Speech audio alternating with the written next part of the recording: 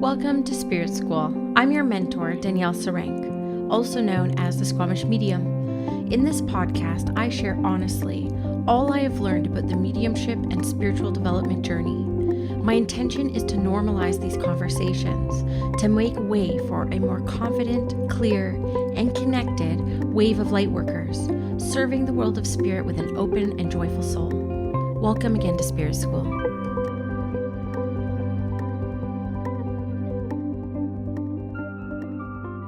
Hello, Spirit School listeners. Thank you for joining me for another exciting episode of the Spirit School podcast. I am so excited to bring back probably one of the most popular guests I have ever had on the podcast. I received more DMs about this episode than many more I can think about off the top of my head. So I was super happy to invite her back to the podcast. We have Sheila V here today. Hello, Sheila.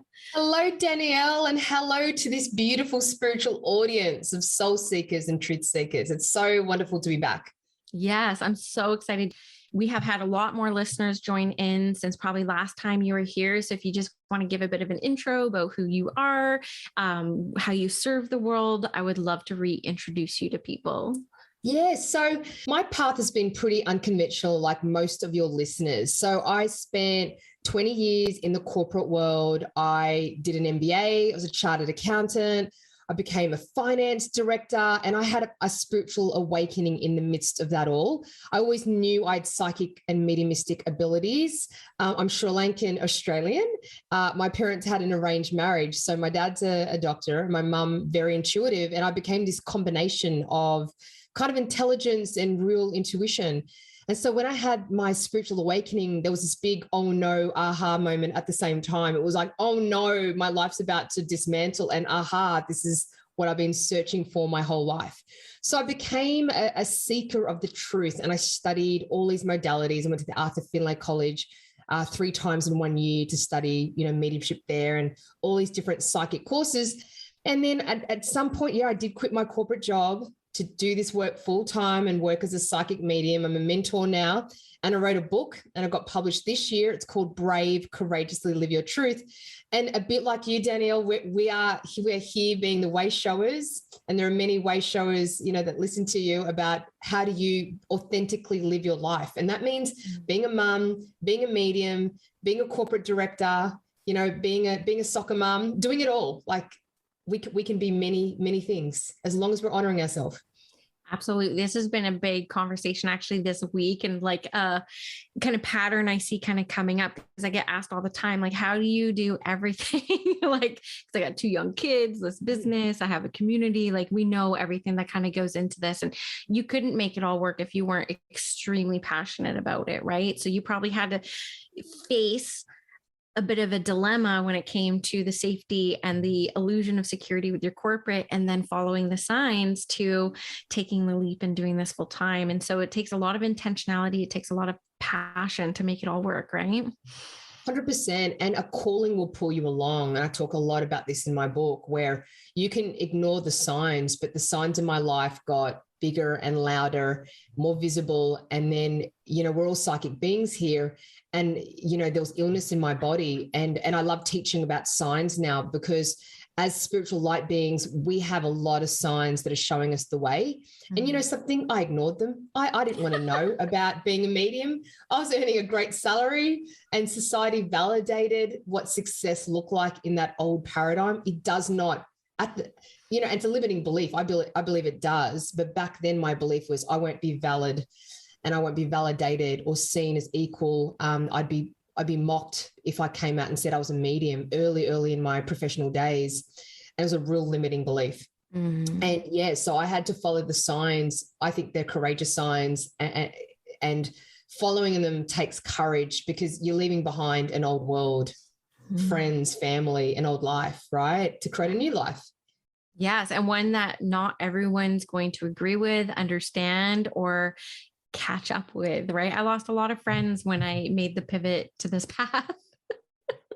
Yeah, you definitely lose friends. You lose people that are not in alignment with the values that you're stepping into, right? And it's really unusual, because I deepened some friendships as well. I had some really old friends that aren't mediums and psychics. They said, this makes sense, Sheila. This is who you are. And we don't realize that people know us better than even sometimes we know ourselves. And I think love deepened in some of my friendships, definitely. Yeah, that's very true too. There was a friend I had to cut my hair, and the only thing we had in common was that we worked together. And when I opened up about being a medium to her, maybe 4 years into my journey, she was so into this stuff too. And I had to kick myself because I was like, man, the vacuous and empty conversations we have had up until this point, and we could have been having these super cool conversations all along. Yeah. You have the best conversations with other psychic mediums when you pull away the veil of illusion, and you just really get into the heart of it. It's some of the best, most vulnerable, deep conversations. Absolutely. Absolutely. And the veil of competition is kind of what we were talking about off air before. It's like really not seeing each other as any kind of competition with one another, or jealousy, the fear of like losing clients to other people. It's like, if we can actually gather as light workers with a very common purpose and desire, all of that can fade away, and you can have incredible friendships that are lifelong and sustaining. I mean, us coming on Zoom today, it was like, hey friend, like I've missed your face. How have you been? Right. Because we can drop all those old wounds. And, we talk about this new paradigm of stepping into this work. And I think that that's part of it as well. So I would love to know a little bit about the signs that you received, because I get probably more questions about signs than anything else. And it's a hard thing to answer because it's so personal, but I would love to hear like some of the signs that you had to follow, or that you ignored early on in your path. Absolutely. I love sharing about signs, because before I go into the sharing of the stories, signs it's a dialogue from the universe that you're not alone. And for a bit of the path spiritually, especially at the beginning of the spiritual path, you feel very alone. And it's the first bit of evidence that spirit, ancestors, possibly your spirit team, are around supporting you through this massive transition. And I believe that once we start, I've got a little click. My kettle always clicks when I say something accurate. It cracks me up every time. I'm like, oh, that's because spirit uses energy. Spirit uses energy to communicate, right? That's a sign. And so receiving a sign is an indicator that your light quotient in your light body has risen. We have a satellite dish on our head called the crown chakra, right? And the crown chakra is receiving signals.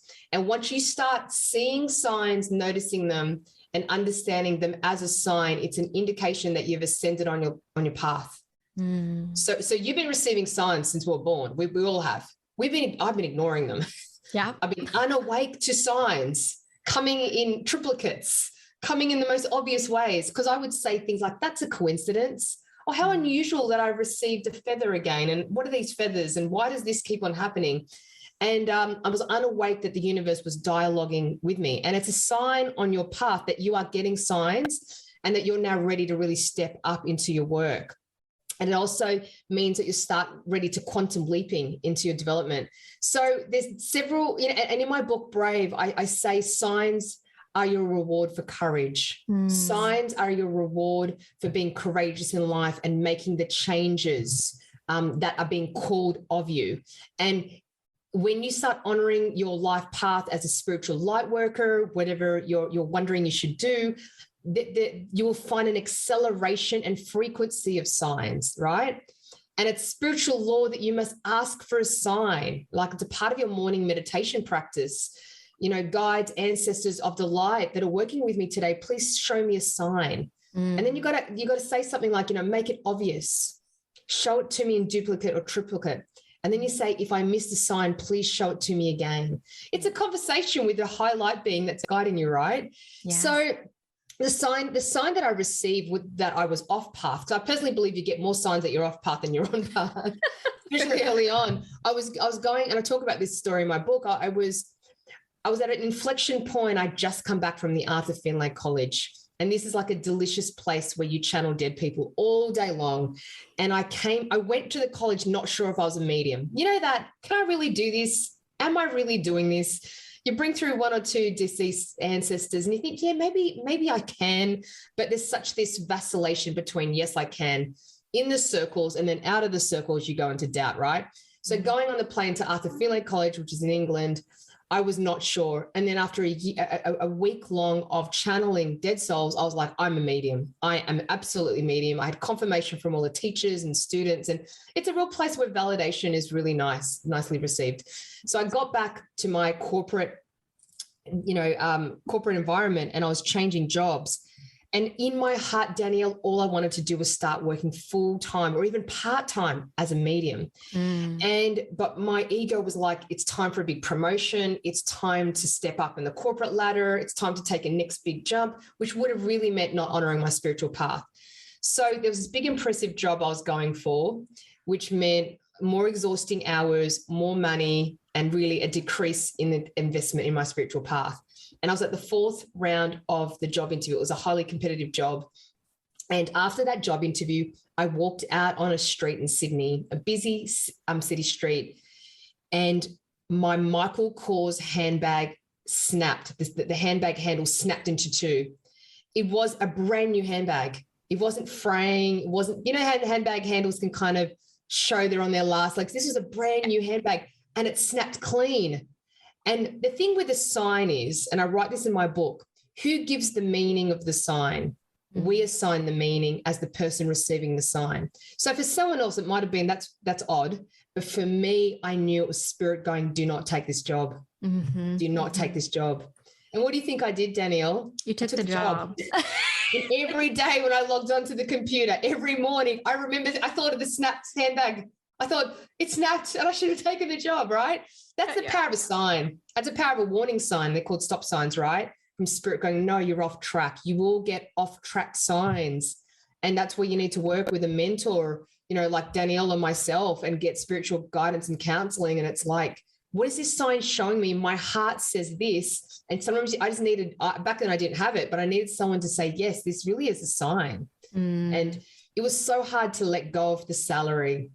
Yes. And that old world. And spirit was like, and then a year later, I lost that job. I got fired. Spirit was like, you didn't listen. Because this is like so energizing for me. I'm covered in shivers right now. I always get covered in, you have so much power to you, and it comes through your voice. And every time I'm in your energy, I'm like, there's just a lot of power here. Very similar thing for me, where came back from maternity leave, had spent that whole maternity leave meditating, uncovering my abilities. We get a year off in Canada, so I had a whole year to play. When I went back, I knew it wasn't going to be forever, but I didn't know what it was going to be. And just as I started playing with the thought, I don't want to go too far here because I don't want those golden handcuffs. Promotion after promotion after promotion. I would literally say, I don't want to be a manager, and I would get a letter. Here's your back pay. Here's your, it was crazy. So I kept thinking those were signs, like, okay, like clearly I'm meant to be here. But I think spirit was trying to make me have a courageous, empowered decision to follow my path in an empowered way. But I would never listen, much like you. I would have the rug swiped out from under me. It was like health crisis after health crisis. And I'm like, I'm too scared to make this decision. But you finally make it eventually, right? So I'm very similar. Yeah, I reckon the first decision, Danielle, from your story, the first decision to start working as a medium, I reckon is the scariest. I've had definitely fear-based, a lot of fear come up, but the first one is always the biggest one, because that's the biggest change in your life. The ego and your identity gets completely dissolved at that point. Yeah. And then it's a rebuilding. And so for all those women out there studying with Danielle, like the mediumship, it's powerful. Like the fact you're doing that is a massive jump. It's a massive leap, because you've gone from not honoring this part of yourself to honoring it. Yes. And the minute I started honoring it, the synchronicities in my life started to show up. It's in my book, and this is another synchronicity. So a lot of mediums have early death in their life, early loss of parents, children, siblings. It's like there's an initiation into understanding the afterworld, right? Or they have a near-death experience. It's very common stories. When I was at the Arthur College, I found a high incidence of that. And I was the exception. I was young and I hadn't experienced death. And I tell you something really uncanny, and not uncanny, it was synchronicity. Yep. Synchrodestiny, as Deepak Chopra describes it, as a cluster of synchronicity. Yeah, synchrodestiny, a cluster. Deepak Chopra describes it as a cluster of synchronistic events that are pointing you in the direction of your destiny. Right. So in my 30s, I had 4 relationships. 2 were longer and 2 were shorter with this gentleman. They each had a sister pass away. So when I met them, I'd ask them, on the first date, tell me about your family. And they'd explain, they go, and the first gentleman was, my sister passed away. And I thought, oh, and I had this feeling rise up in me going, oh my God, death, what was that like, losing a sister, right? I was overwhelmed. That relationship ended. A year later, another gentleman walked in. He explained to me, my sister passed away. The third gentleman. So 4 relationships in a row where they each had a sister pass away. What these men were teaching me is to be with death, that life goes on after death, that families and individuals handle death differently. Some struggled and were still struggling. Some had overcome it and risen and found religion and a connection to another life. Some learned to serve through death. So I was, without realizing, Danielle, being trained as a medium in my 30s. Yeah. They spared me death within my own life, but they showed it to me through love. Yeah. So there will be events in your life that will point you to where you're going. Yeah, I had my first actually experience with mediumship was at a funeral. You talk about early deaths, and one of my grandparents passed away. And I remember being at the funeral and somebody handed me a book. And I didn't read this book for many years, but it was James Van Prague's Talking to Heaven. And so, I agree. I had a session today with one of my mentorship clients, and I say, yes, you started mediumship development in January, but can you not see how spirit has actually been developing you your whole life? Like, it just kind of makes sense. And you, sometimes those synchronicities, you reflect on them and you're like, wow, that was a sign. That was a sign. That was a sign. And you get better at listening to them, but they never become less scary, right? You just become more courageous. You become more courageous, and in living a courageous life, you're going to leave the pack at some point, and you're going to have to take your life in a very unique direction. And even you might think being a psychic medium is unique enough. You might need to step out and do a podcast or write a book or start to tour and travel or collaborate with new women. You're constantly called into a larger version of yourself, and, to be honest, a more visible version of yourself. And that's what I found with my book coming out and speaking more. I was an introvert, and I've got a big personality, but I kind of like my Excel spreadsheets and being left alone for a day. I mean, I can be highly introverted, and I'm like, some days I think, oh gosh, I've got to get out there and speak more. I love it. I follow the signs, and I know that spirit's guiding me. I think of being a medium, I think gives you a very close relationship to the universe.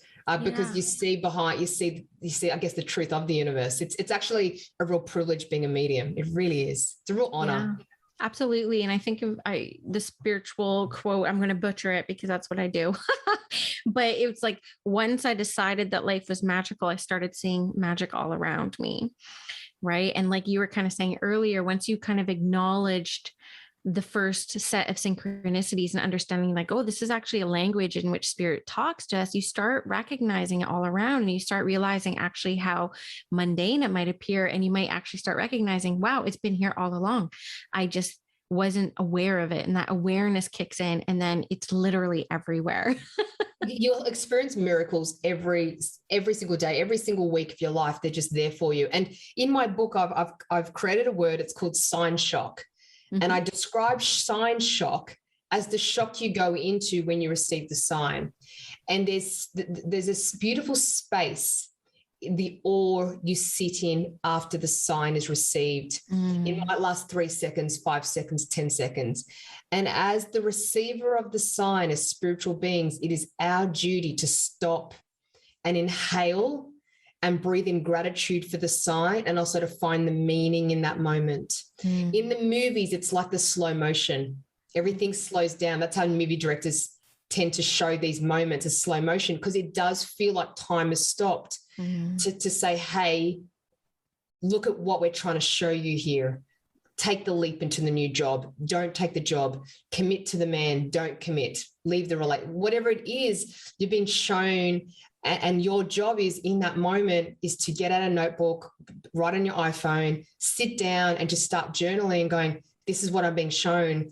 Because the minute that all leaves after the 10 seconds or a minute, you're back to the rational mind kicks in. No, that can't have been it. I don't know if I can do it. All those limiting beliefs come. And then the minute you share it with somebody, you share the sign with somebody, depending on their consciousness, they'll either go, oh, that's not that big a deal. They might diminish the sign, or they might take the meaning in a new way. And that's why it's very important we pick we honor that time after we receive the sign, number one. And number two, we decide consciously who we share that with, someone that's conscious enough to meet us in that place of like, well, could this sign mean? Absolutely. And so I want to ask you what you would give advice for, because we may have like a different approach on this but we're saying the same thing, I think. So I get messages all the time. What does it mean? What does it mean? What does it mean? Right? Like I saw 10 crows pass my car today. What does it mean? Like, and I have to say to people, I don't know what that means for you. Right. But you've already kind of said it. If you want to kind of expand on this a little bit, like, what do you say to people who like approach you? To me, it's almost like giving their power away, where it's like, don't give me your power, keep that power, like discern for yourself what it means for you. And there's no certainties that that's it. And you have to be okay with that. So like, what do you say along that path? Yeah, I agree with you completely, Danielle. I always say, what do you think it means to you first? Mm-hmm. So I create a space of dialogue where it's like they need to get beyond the first sentence, where they might say, oh, look, I think it's my grandmother making herself known and all the ancestors. Okay, that's the first level. What more do you think it means? Mm-hmm. Well, I'm actually going through a tough time.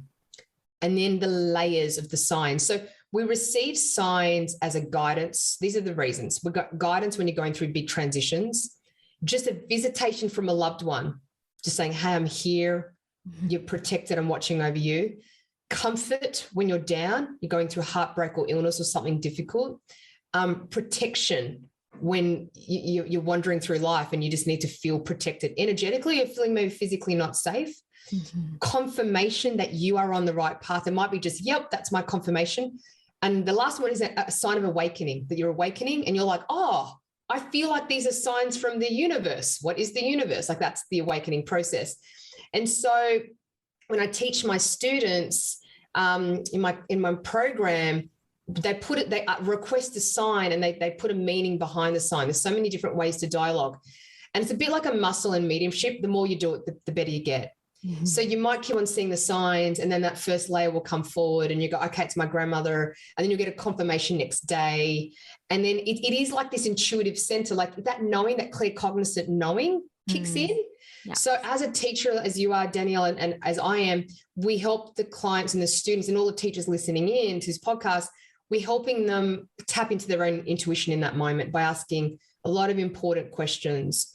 And then there might be a layer of spiritual knowledge that they don't have. Well, what does the totem animal of the crow mean? Is it the messenger? What does seeing multiple crows mean? So you're just going to elicit a little bit more spiritual flavor, knowledge to them. And then I might say, send them away, go research what totem animal means, research what the divinity of three means, research what the different frequencies of the numbers mean. Yeah. So the numbers 111 to 999, when people go, I've seen the numbers, I'm like, but know what the number means, because they each mean have a different frequency. Yeah. And I think too, with numbers, it's interesting because there's numerology and there's angel numbers, and they mean totally different things. And so when you find a language that really resonates with you, stick with it so that spirit can be consistent with you. Like I've chosen one source for my number research. It's Joanne Sacred Scribe, angel numbers, because I like the energy of angel numbers more than numerology. So I stick to that one source, and then spirit can continue to have clearer signs for me because they know this is where she's going. This is her resource. This is her source. And I love that. And with animals too, it's like, I had a shamanic teacher when I would be like, well, I keep seeing hawks. Like, what does it mean? And she would never tell me, well, what are the qualities of the hawk? Right. And I would have to do that. And she would make me do that before I even hit up Google. She's like, figure out for yourself what the qualities of a hawk are, and then go research it and see if you can get validated. Right. And you'll know the truth, whether it's your truth or what you read, different perspectives you didn't hear.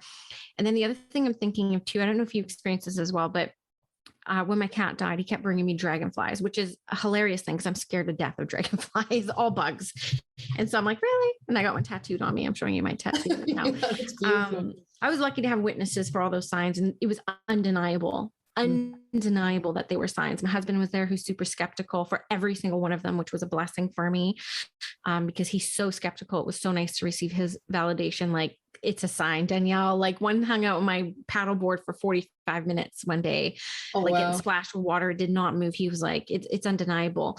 But not every dragonfly I see is a sign. You know what I mean? It's like, you talk about that claircognizance, that knowing I have a clairsentient experience when it's actually them, you know?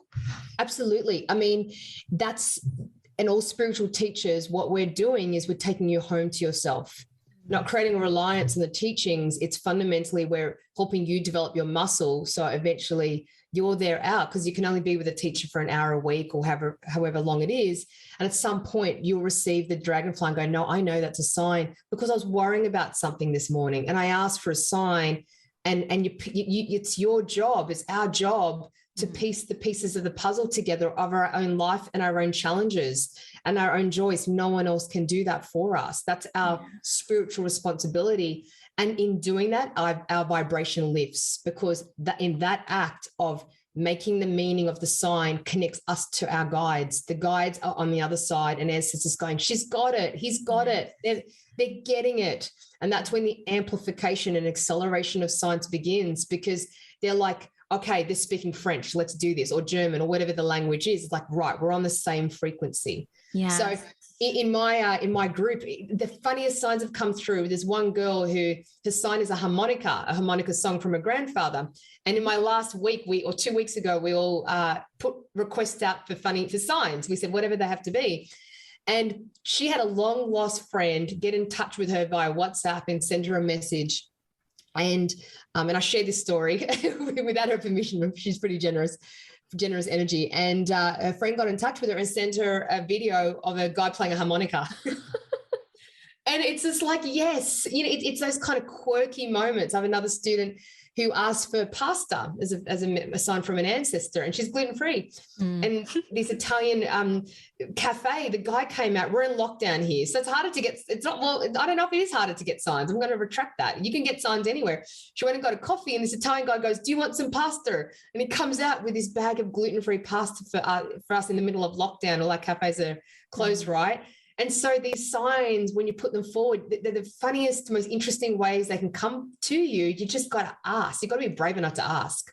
Absolutely. And what do you say to people? Because this is also common, especially for people very early on, because I think what spirit tries to do very intelligently, but very annoyingly for us, is they are trying to lead us back to ourselves. They are trying to help us trust ourselves, right? And this is what we find very early on, is we don't trust ourselves. We're constantly asking other people for validation. What was it? What was it? What was it? And even in mediumship development, it's like, why can't they give us their address? And some people can pull that stuff, right? But it's like, why can't they just talk to you in full sentences? I'm like, because they want us to learn to trust ourselves. And that's what the journey is because we're developing and we need to build confidence and become more powerful, et cetera, et cetera, et cetera. But what do you say to people who say, and I get this a lot, I've been asking for signs and I haven't been receiving them? It's about looking at the signs differently. So if you ask for a red rose, you may not get a red rose, but you might get a lady called Rose call you, and you might see someone with a tattoo of a rose. So we must be highly observant and curious, number one. Number two, we must not be attached to the way it comes. You might have a Facebook ad flash up with a red rose. We must be in a place of observation.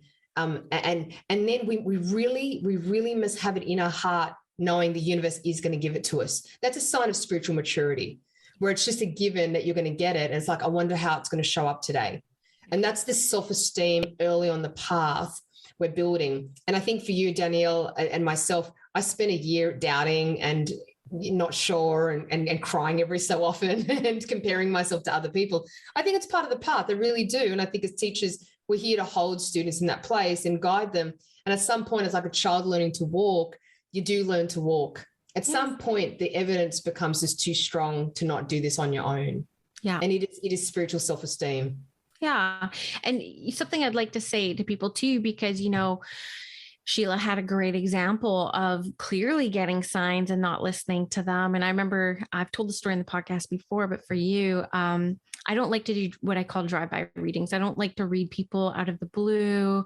I'm not comfortable with that. I'm quite shy sometimes, if you can believe it. And it's too nerve-wracking for me. And I remember being in a tire changing shop and there's an old lady next to me and I knew spirit was there. They were like, and I was telling spirit, I said, I don't do that. I was like, you have to get them to talk to me if you want me to do this. And she turns to me right away and starts talking to me. And I'm like, I'm not doing it still. Like, okay, wasn't waiting for a sign. I'm like scared. I'm like literally scared. And I had to face that. And so, I kind of like to envision our angels and our guides kind of like having a chuckle at us sometimes, being our humanness and like ignoring the signs, not listening to the signs. And so just being like really gentle with ourselves around that too, because what's meant for us is not going to pass us. It's not going to miss us fully. Right. So true. The love will come in. Don't think you've missed the boat on the love or the job or the career or the podcast. I could have done this 3 months ago, like all in divine timing. Another point is energy. The energy of spirit is very high frequency. So it's actually quite difficult for them to come into such a low dense realm as this realm in human school. And so that's why they can't sort of give us a whole war and peace type conversation, because it's hard for them to come through. They've got to use electricity sometimes. Yeah. When we're in channel, we speak very fast because the energy is running through us. And suddenly it's like, whoa. And our body also can't hold the frequency for as long as we'd love. We'd love to sit in mediums and work all day long like we did the corporate jobs, but we actually can't physically hold that energy line. And so it's got to be potent. It's got to be that's why the signs are so particular, because it's like we can't give you a lot, but we're going to make the little thing we give you really important and really count. Yeah. And I think also knowing that. And so when you get it, you've got to go, thank you, gratitude. Yes. I love that. And you talked about that moment of awe after, and I love the work of Caroline Myss, and she has a phrase called holy awe. She's like, sometimes you just have to sit in the wonder of holy awe and be grateful and just say thank you and allow that to be the experience. Maybe that's all that it was meant to be, right? You can really lose some of the magic by being a little bit too investigative or a little bit too rigid around it. And then you kind of like miss the magic, right? Something I love that the magic and awe in life is why we're here, and I think that does connect your connection to spirit and makes it stronger. When I was writing my signs and synchronicity chapter, and us as mediums, we sit and work alone a lot of the day. We had COVID before COVID, truthfully. Yeah. We're sitting in our rooms, just going, "This is my lifestyle. This is my life." It's changed for everyone, and so I'm sitting in my little room, working away and trying to write my signs and synchronicity course material. And I did say to spirit, give me a sign that this is the work. And I still ask for signs, like, am I on track? And then all of a sudden this kookaburra, just an Australian bird, came and landed right in the branch in front of me, and I did a little video. I couldn't believe it. I was like, wow. And it doesn't matter how many times you receive signs, you do say, I can't believe it. I think it's great to not believe it. I think it's great to have that moment of like, wow. Yeah. Right now, the universe is looking out for me. And to be honest, the universe is always looking out for us, you know? Do you ever find too, like, sometimes I used to be someone who desperately wanted to share my experiences and share. And I like keeping them a lot now. There's so many things that happen for me because I get signs every day and they're all just as magical as one another. But sometimes I do like keeping them for me. 100%. I think they're very special when you keep them for yourself. And I do, like you said before, we must have discretion with who we share the sign with, because the meaning is so precious. And especially, straight after, and Danielle, in our field, we get to hear statistically a lot more sign stories than anyone else. So we get to become real believers very fast. Yeah. And commonly I'll have clients come to me that have just lost a parent, and they'll give me a sign story. Yeah. The first 3 months, they'll go, this happened. And it will feel like a psychic phenomena. And they'll always go, is that a sign? I'm like, absolutely. And so it's lucky we get our belief sets around signs reinforced. Yeah. And I find that I'm one of the few people they tell. I mean, I'm a stranger to them, a medium. And it's like, I get to be that person that goes, yep, absolutely. Yeah. And I think I can see it's precious for them, because they don't, I think we don't want to share it because we don't want someone to say no. or put Yeah, it down? I feel like sometimes letting the lid off, like I want to keep that magic. I want to contain it. It's like, it's nice to feel kind of like contained in my heart a little bit. And sometimes when I release it, some of the magic goes, and that's okay, because then you're sharing some of that magic energy out. But sometimes I like to keep some of it myself as well. I just want to share a couple more examples of signs that I know, and then maybe you want to share a couple too. But one of the things I do like to do in my mediumship readings is at the end, ask the spirit community here, how will they know of your presence after they leave this place? Because I want them to have something to leave with. And some of the coolest ones I've experienced is I had this girl who lost a brother. And when I asked her brother, how will she know of your presence when she leaves my place, so she doesn't feel like she has to come to me to connect with you? And he said, it's her birthday soon, and I'm going to dive bomb her car. And so I just gave it.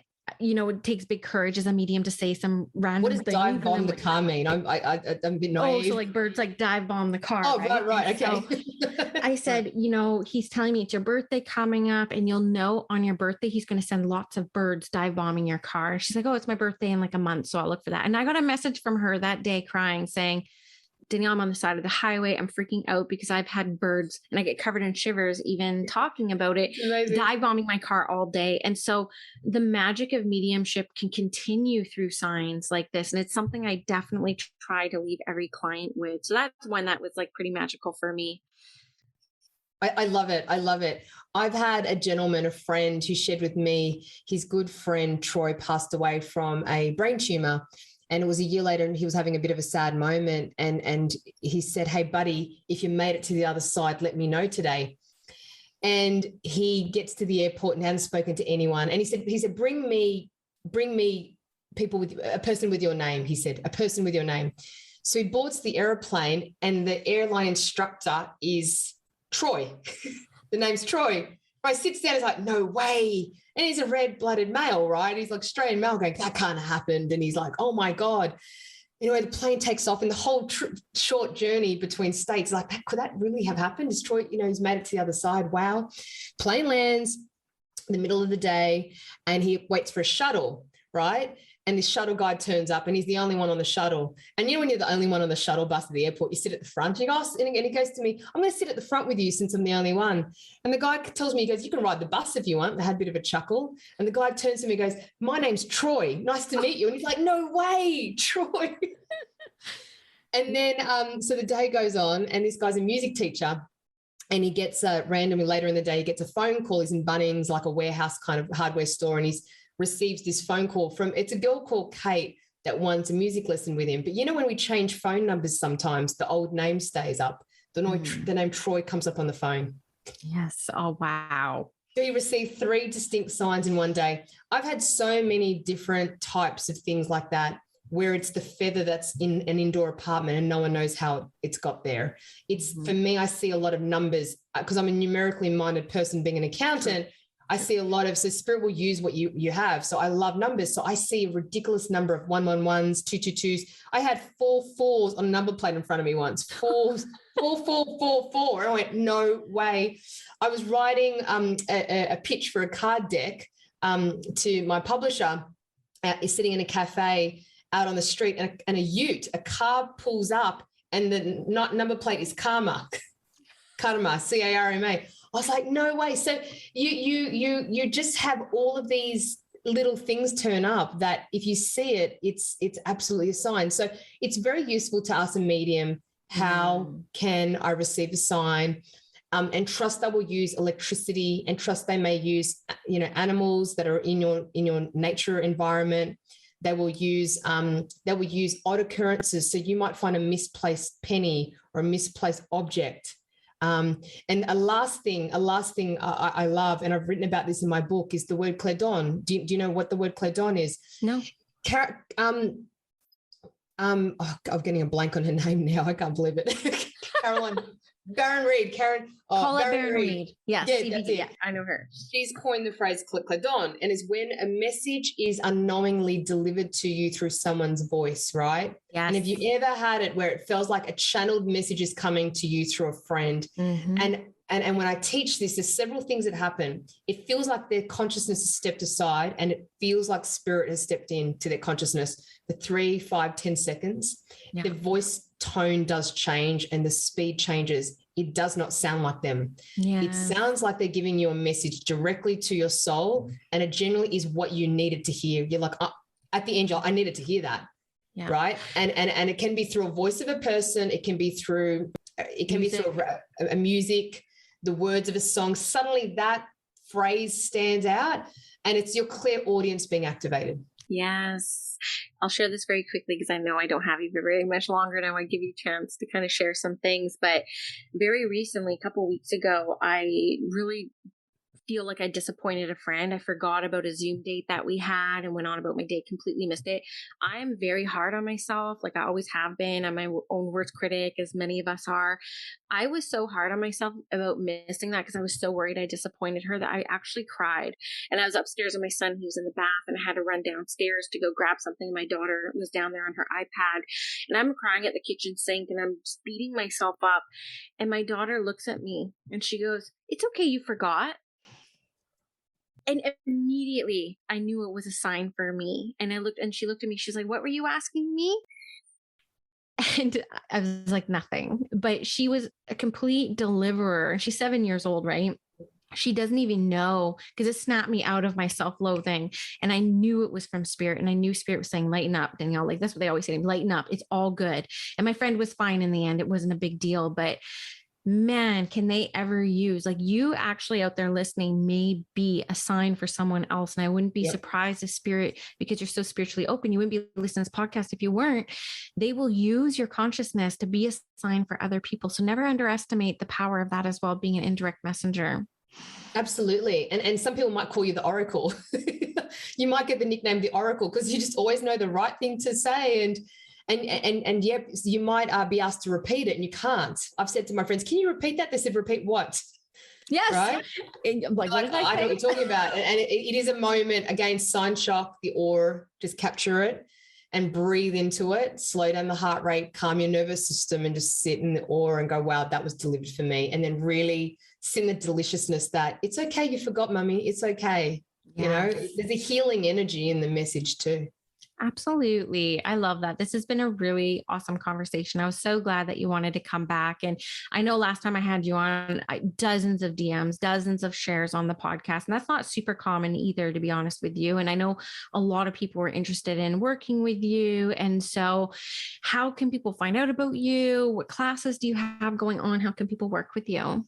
Oh, thank you, Danielle. This is my passion, my love, what I do. So my book's called Brave, Courageously Live Your Truth. So, go out and read that. That will really help you. I call the path the courageous path to walk. It will really help you. If I can't be there with you, the words in my book can be a guiding light. It's channeled, it's stories, it's wisdom, and it comes from beyond me. I'm going to be honest. So I'm very grateful when I got that publishing deal. I run a course called Awakening Intuition. It's a foundation course when you're awakening. So it starts with spirit guides and protection in week 1. And then we go into all the different psychic senses. And then we talk about the path of ascension. And then we talk about ethics in the field. And we talk about, different ways you can do readings. And in my class, there's weekly lives that go for 90 minutes to 2 hours. And I love when the students do turn up to them because we get tons of practice, tons of psychic practice. You'll practice with each other. We have a load of fun. And by the end of the 10 weeks, you get real confidence in your abilities. That's my promise. And as a teacher, I stand for you, your spiritual self-esteem to lift. If you want to connect in for a reading with me, also, you can book a reading. And I mentor students and clients that want to step into their business and become a light worker, to sort of understand how to write a book, how to accelerate the business, get it up and running, how to, I support you in building your own spiritual self-esteem. There's just many ways you can work with me. So please go to www.sheilav.co if you want to connect. Definitely. And I'll have all the links, easy access below. Thank you, Andrea, Concretes and Crystals. I just got a podcast editor and it's like the best thing in the world. And so thank you, Andrea. Give her a shout out. We'll have all the links below too, so you can access her. And thank you so much for being so generous with your knowledge, your time, and your energy here. Thank you, Danielle. It's such a pleasure coming on. You are such a spirit, such a special spiritual soul. It's a real gift to come on. Thank you. Thank you. I really hope you enjoyed this episode of Spirit School. If you did, please leave me a review and a rating wherever you're listening to this podcast.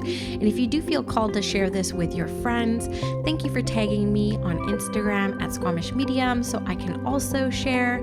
It really helps get the word out about the podcast.